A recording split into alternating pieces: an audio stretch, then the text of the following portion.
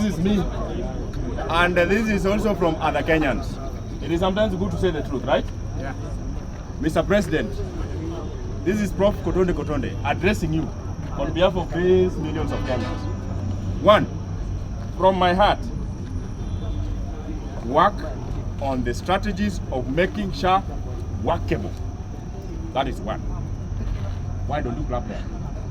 Secondly, Mr. President, a country without education is not a country.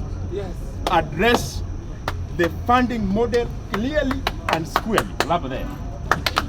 Thirdly, Kenyans are feeling it hard.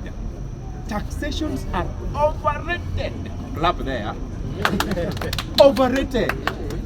Every day you wake up and you find you left your shoes by the door, they are already taxed. You slept somewhere, already taxed. It is time to calm down so that we get proper things for the community and for this country. Thirdly, as you'll be addressing these issues of unnecessary killings, assassinations, and all over, address those issues. Those are the areas I want you to talk about. Then fourthly, people here, these people here, these Kenyans here, the ones looking at me here, they need some money to at least sustain their lives for the next future. Mr. President, as you'll be addressing this, you have tasked Kenyans, even those who are saying Mrema. Who is Alice Waume? The CS. Who are they? They are the ones making these things not to work. Task them. If they cannot work, we have so many Kenyans who can work. Because they are not doing the right thing, yet to give them a lot of work. Lastly, I want to warn, and I want to warn the youths. And this one to go straight to Babu Win.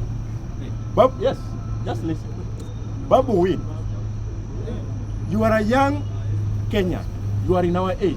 But I want to tell you this from my heart. Check keenly. ODM is playing you. If you want to go far, and other youths, when a comrade is hurt, so many comrades are hurt.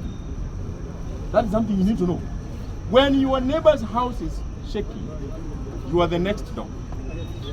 So for us even to buy into these positions, we must put structures well. And if one young man is under threat, even you, your son, your daughter, or others will never find it easily.